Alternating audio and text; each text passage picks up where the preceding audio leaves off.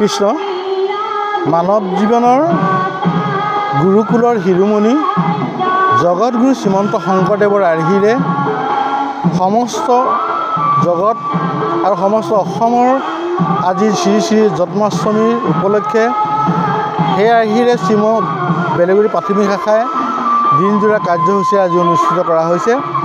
তাৰ লগতে সংগতি ৰাখি শিশু যুৱ আৰু আই মাতৃৰ সমাৰোহ অনুষ্ঠানটিও ইয়াত অনুষ্ঠিত কৰা হৈছে।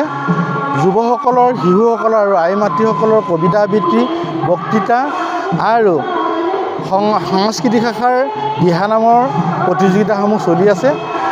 ইতিমধ্যে শ্ৰীমন্ত শংকৰদেৱ সংঘই চাৰিতৰফীয়াই এটা অনুষ্ঠান, যিটো বৃহৎ অনুষ্ঠান, সেইটো হয়তো সমাৰোহ, কেন্দ্ৰীয় সমাৰোহ ভাগ আমাৰ হোজাই জিলা শাখাত অনুষ্ঠিত হ'ব নৱেম্বৰ মাহত, আৰু কাৰ্বি আংলং জিলাৰ এই যুৱ শিশু আই মাতৃ সমাৰোহভাগী অক্টোবৰ মাহৰ 26 আৰু 27 তাৰিখে অনুষ্ঠিত কৰা হ'ব। ইয়াত বিশাল এটা অনুষ্ঠান আয়োজন কৰা হৈছে। জিলাখনৰ শিশু আই মাতৃ যুৱকসকলে আহি ইয়াত অংশগ্ৰহণ কৰিব।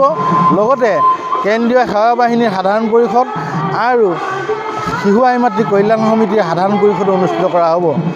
এই দিনজোৰা কাৰ্যসূচীত অনুষ্ঠিত কৰা হৈছে যে এইটোৱেই কেন্দ্ৰীয় শাখাৰ পৰা যিবোৰ বাছনি কৰি দিয়া কবিতা আবৃত্তি আৰু বক্তৃতাৰ বিষয়বস্তু দিয়া হৈছে, এইবোৰো ইয়াত প্ৰতিযোগিতা কাৰ্বি আংলং জিলা শাখাৰ যুৱক যুৱতী আই মাতৃসকলে অনুষ্ঠিত কৰিব।